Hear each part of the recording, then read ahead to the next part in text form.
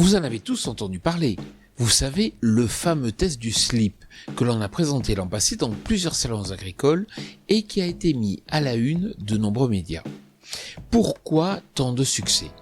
Est-ce un marqueur fiable de la fertilité d'un sol ou seulement un indicateur très grossier montrant surtout que l'on s'intéresse à nouveau à la vie microbienne des sols? Alors, que révèle le fameux test du slip?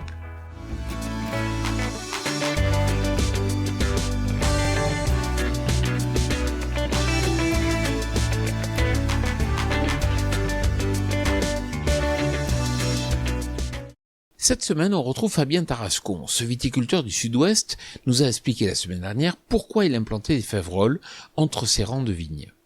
Cette fois-ci, il nous explique pourquoi, lui aussi, il enterre un slip dans ses parcelles. Mais quelle en est la finalité? L'idée, c'est en fait d'avoir des indicateurs qui nous permettent à la fois d'apprécier la vie microbienne du sol et sa vitalité, et à la fois d'être suffisamment parlant et d'être suffisamment audible vis-à-vis du grand public pour expliquer en fait tout ce qui se passe dans la vie des sols. Mais Fabien, pourquoi faire appel à un slip? L'idée, c'est de voir quelle est la vitesse et quelle est la capacité du sol à dégrader le coton, qui est une matière végétale naturelle. D'où l'intérêt de ne pas avoir de slip traité, et ni de slip synthétique. Et pourquoi le slip? Parce que tout simplement, une fois que le sol a dégradé et la vie microbienne du sol a dégradé le coton, théoriquement, il ne reste plus que l'élastique. Oui, mais ce n'est pas vraiment ce que l'on pourrait appeler une méthode scientifique. Cette méthode-là est une méthode, alors aujourd'hui, qui peut paraître empirique, puisqu'on va être sûrement sur du visuel.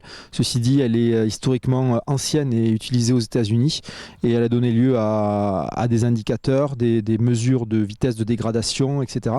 Donc voilà, on n'est pas simplement sur de la vulgarisation, gratuite, qui peut effectivement marquer les esprits parce qu'elle est visuelle.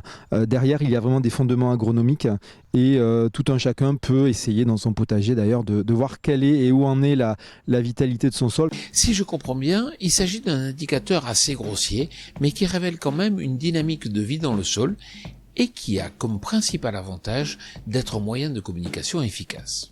Cette méthode-là, en fait, est peu onéreuse, elle est facile à mettre en œuvre, et en plus, on peut en parler autour de nous et justement montrer derrière toutes les fausses idées, les idées préconçues, tout le travail qui est fait par la profession agricole. Merci Fabien pour ces explications. Quant à moi, je vous retrouve la semaine prochaine sur TV Agri pour un nouveau regard porté sur l'agroécologie.